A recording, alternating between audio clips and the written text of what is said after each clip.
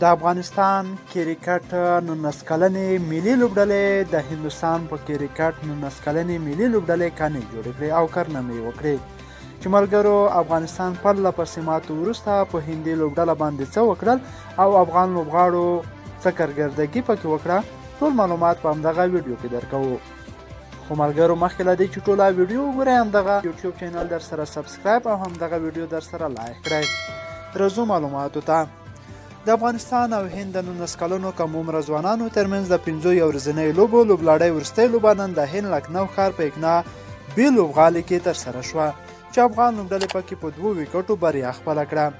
د لوبې په پیل کې پچه هندۍ لوبډلې وګټل او توپوهنه یې غوره کړه د هند 19 کلنو ځوانانو په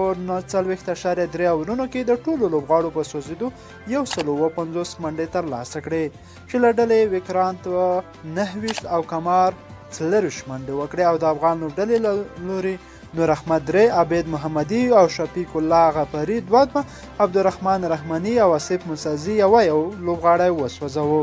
د 158 منډو هدف افغان 19 کلنې لوبډلې په 40.3 اورونو کې د 8 لوبغاړو په سوځېدو پر راکړ او په دې لوبلړۍ وروستۍ لوبه کې په 2 ویکټو بریا خپله کړه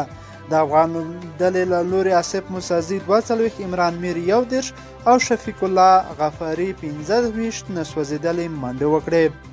د هند له لوري مانو 3 او شوبانک 2 لوبغاړي وسوځول د لوبې د غوره لوبغاړي جایزه شفیق الله غفاري ته ورکړل شوه او د لوبلړۍ غوره لوبغاړي جایزه مانو ترلاسه کړه د یادولو ده چې د 15 ورځنۍ لوبلړۍ کې 3 لوبې هند او 2 لوبې افغانستان وګټلې چې هند 2-3 سره لوبلړۍ په خپل نوم کړه او افغانستان ته یې ماتې ورکړه